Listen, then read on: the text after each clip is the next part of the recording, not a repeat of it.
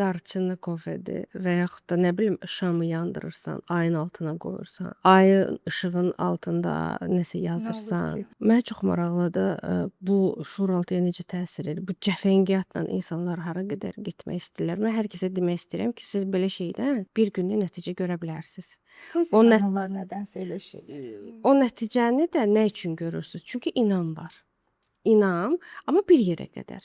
Çünki artıq neyronlar fərqli formalaşır. Sən o inamı bitirdin, onun da bir dəyəri olmadığına görə o öz təsirini itir. Sonra gəlirsən ha ki, darçınlı kofe iç. İstəyirsən 4-cü, istəyirsən 5-ci, istəyirsən həftənin 7 günü iç. O sizin düşüncənizi, pul kanalınızı falan heç bir şeyə açan deyil. Yəni bunu hər kəs yadında saxlasın istəyirəm. Beyin ancaq öyrənməklə inkişaf eləyir. Beyin ancaq düşünməklə və düzgün düşünməklə, düzgün qərarlar verməklə inkişaf eləyir. Yəni nə isə içərək siz ona təsir göstərə bilmərsiniz.